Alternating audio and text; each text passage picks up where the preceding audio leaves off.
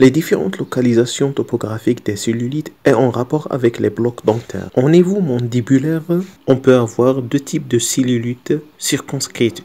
Une cellulite labiale inférieure et une cellulite mentonnière. La cellulite labiale inférieure se développe au-dessus du muscle carré du menton et le muscle de la haupe du menton, qui sont mentionnés en 1 et en 2 successivement. Et pour la cellulite mentonnière, elle se développe au-dessous de ces deux muscles.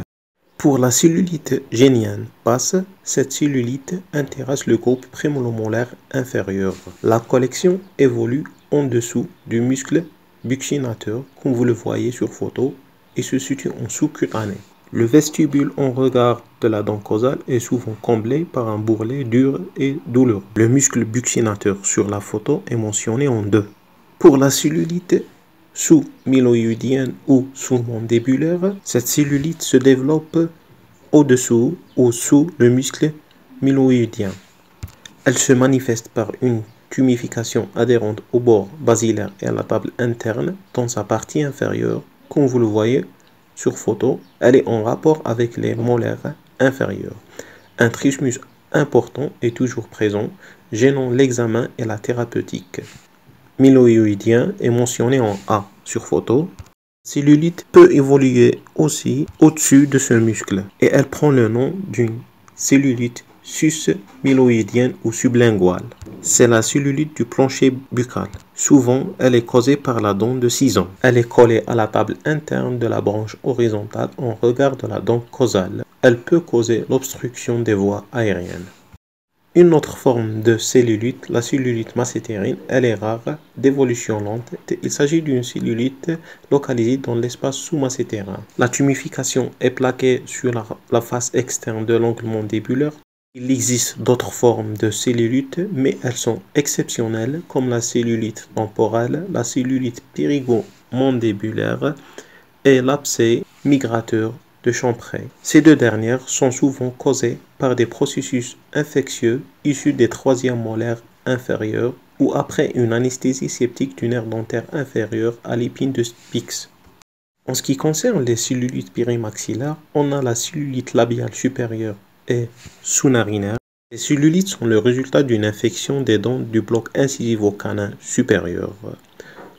Pour la cellulite vestibulaire ou la cellulite jugale, les infections périapicales des racines vestibulaires de la première prémolaire supérieure ou des deux premières molaires, soit disto-vestibulaire ou mésio-vestibulaire, sont responsables à ce type de cellulite. Quand la cellulite intéresse les racines palatines de la première prémolaire et les molaires supérieures, la cellulite change de nom et elle prend le nom d'un abcès supériosté. Pourquoi? Parce qu'au niveau du palais, on n'a pas un tissu celluleux adipeux. C'est pour cette raison qu'on appelle la cellulite dans ce cas-là un abcès supériosté qui se développe sous le périoste. Pour la forme diffuse des cellulites, il faut savoir que c'est une inflammation d'emblée étendue à plusieurs espaces celluleux, sans aucune tendance à la limitation. C'est une nécrose massive du tissu cellulaire, elle est redoutable, pouvant entraîner la mort du patient. Il existe plusieurs types et formes cliniques, comme l'angine de Ludwig, qui est la forme la plus connue et la plus typique. Elle est due à l'infection des molaires mandibulaires. Elle siège au niveau de la région sus-myloïdienne qui peut causer un problème d'asphyxie nécessitant ou une intubation trachéale. D'autres formes peuvent exister comme l'angine de Sénateur et le phleugmon de Lemaitre et de Rupp. Généralement, ces types de cellulite diffuse intéressent les régions péripharyngées. Il faut savoir qu'il y a une différence entre la cellulite diffuse et la cellulite diffusée. Comme nous l'avons dit, la cellulite diffuse, elle est d'emblée diffuse, alors que la cellulite diffusée, elle passe d'abord par une phase circonscrite facilement retrouvée à l'interrogatoire du sujet ou de son entourage.